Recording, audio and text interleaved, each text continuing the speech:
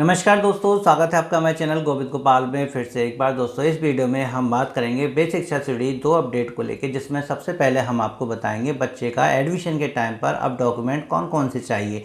इसको लेकर एक नई अपडेट आई है। महानिदेशक महोदय ने समस्त जिला बेसिक शिक्षा अधिकारी महोदय को निर्देश कर दिया है कि अब सभी शैक्षणिक संस्थानों में बर्थ सर्टिफिकेट कंपलसरी कर दिया जाए। जी हाँ, अभी तक तो बच्चे का एडमिशन जब होता है तब हम आधार नंबर मांगते हैं, आधार कार्ड मांगते हैं।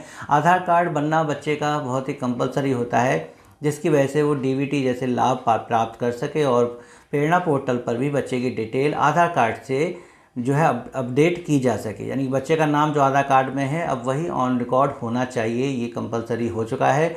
भले ही एडमिशन इस बेस पर मना नहीं किया जा सकता कि बच्चे का आधार नंबर नहीं है, बाद में उसको आधार बनवाना पड़ता है, एडमिशन तो तब भी हो जाता है। लेकिन अब आधार कार्ड के साथ साथ बच्चे का बर्थ सर्टिफिकेट होना भी कंपलसरी कर दिया गया है। अब अभिभावकों को बच्चे का बर्थ सर्टिफिकेट भी विद्यालय में जमा करना पड़ेगा। सरस्वती विद्यालय में जब बच्चा 6 वर्ष का होता है तब वो पहली क्लास में एडमिशन लेता है और जूनियर में वो 6ठी क्लास में एडमिशन लेता है, तो उस समय बच्चे का आधार कार्ड और बर्थ सर्टिफिकेट होना कंपलसरी हो जाएगा। भले ही जूनियर में इतनी समस्या नहीं आएगी क्योंकि तब तक तो उनका बन चुका होगा, लेकिन पहली क्लास में जब बच्चा छोटा होता है उस समय अभिभावकों पर ये दबाव ज़रूर होगा कि बच्चे का आधार कार्ड और बर्थ सर्टिफिकेट कैसे भी करके बनवाएं। जन्म प्रमाण पत्र बनवाने के लिए अभिभावक को जनसेवा केंद्र या अपने संबंधित कार्यालय जो भी हैं वहाँ पर उनको जाना पड़ेगा। इसके लिए एप्लीकेशन बहुत पहले लगानी पड़ती है, शायद 15-20 दिन में ये बन के आ जाता है। लेकिन हम फिर कहेंगे कि इसको लेके जो है एडमिशन को मना नहीं किया जा सकेगा। एडमिशन बच्चे का फिर भी होगा, लेकिन बच्चे का आधार कार्ड और बर्थ सर्टिफिकेट जमा कराना कंपलसरी हो जाएगा, और ताकि ये दोनों ही चीज़ें पोर्टल पर अपडेट की जा सके। पोर्टल पर ये अपडेट की जाएंगी, वहाँ पर भरी जाएंगी, जैसे हर बच्चे का आधार कार्ड अब भरा जाता है, जिसके आधार पर बच्चे को जो है और भी सुविधाएं मिलती हैं। तो ये थी एक अपडेट जिसमें अब बच्चे के एडमिशन के टाइम पे इन दोनों डॉक्यूमेंट की ज़रूरत पड़ेगी। क्या इससे बच्चों के नामांकन पर प्रभाव पड़ेगा? क्या इससे शिक्षकों पर दबाव पड़ेगा कि वो अभिभावकों से जन्म प्रमाण पत्र बनवाने के लिए भी कहें? क्योंकि कई बार शिक्षक अभिभावकों से आधार कार्ड बनवाने की भी कहते हैं और बहुत समय निकल जाता है, आधार कार्ड बच्चे का वो नहीं बनवा पाते हैं किसी क्रिटिकल कंडीशन की वजह से। लेकिन अब उन सभी कंडीशंस को भी इग्नोर करते हुए इन दोनों प्रमाण पत्रों को बनवाने का जो दायित्व है शायद शिक्षकों को ही दिया जाएगा, और वो अभिभावकों से कह के इसको बनवा कर रहेंगे, ताकि विद्यालय में जो बच्चा पढ़ रहा है उनके दोनों ही रिकॉर्ड पोर्टल पर अपडेट हो सके। और दूसरी अपडेट में हम आपको बताना चाहेंगे कि एक नई अपडेट आ चुकी है, one nation one student ID। ये एक नियम चलेगा जिसके अंतर्गत हर स्टूडेंट की एक यूनिक ID होगी और इस यूनिक ID पर बच्चे की सारी डिटेल अपलोड होंगी।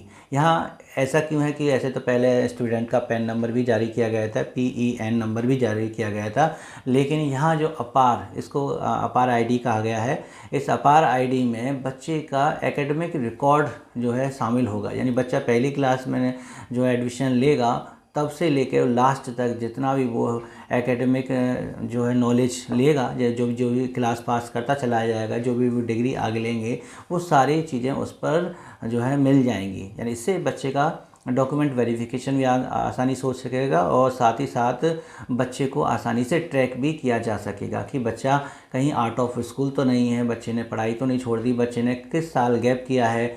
ये सारी डिटेल, सारी जानकारी उस अपार ID पर जो है फीड हो जाएंगी, क्योंकि ये अपार ID पोर्टल पर ही अपलोड की जाएगी। यूडाइस पोर्टल पर जाके जब आप SGMS पोर्टल में लॉगिन करेंगे तो वहाँ पर आपको ये ID जनरेट करनी पड़ेगी। ये ID जनरेट करने का अधिकार संस्था के प्रधानाध्यापक को ही दिया गया है। वो बच्चे की ID जनरेट करेंगे, जिसके लिए वो पोर्टल पर जाएंगे।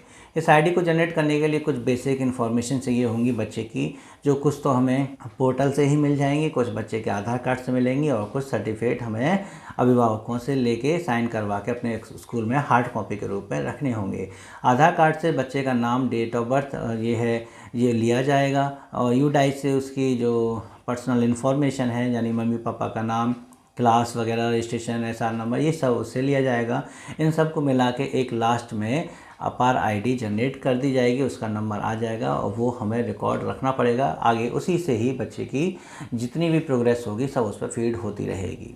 तो ये एक अच्छा कार्य है जिसमें अब अभिभावकों को कभी भी अपने बच्चे का रिकॉर्ड देखना हो तो शायद भविष्य में ऐसी सुविधा हो कि वो देख सकेंगे कि हाँ, हमारे बच्चे के पास कौन कौन सी डिग्रियां हैं, कब कब उसने कौन सी पढ़ाई की थी, किस साल में कौन सी एजुकेशन पास करी।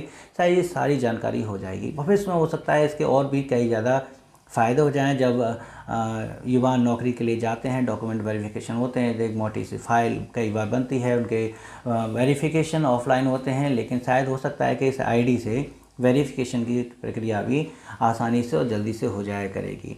अभी तो ये शुरुआत है, आगे इनके क्या क्या लाभ होंगे ये जैसे जैसे आगे अपडेट आती जाएंगी सबको पता चलती जाएगी। फिलहाल बेसिक सिक्योरिटी अपडेट पाने के लिए आप हमारे चैनल को आप सब्सक्राइब कर सकते हैं। वीडियो अभी तक लाइक नहीं की हो तो प्लीज़ वीडियो को लाइक कीजिएगा, शेयर कीजिएगा और चैनल पर नहीं तो चैनल को सब्सक्राइब कर लीजिएगा। मिलेंगे आपसे अगली वीडियो में ऐसे ही कुछ अपडेट के साथ। तब तक के लिए नमस्कार, जय हिंद।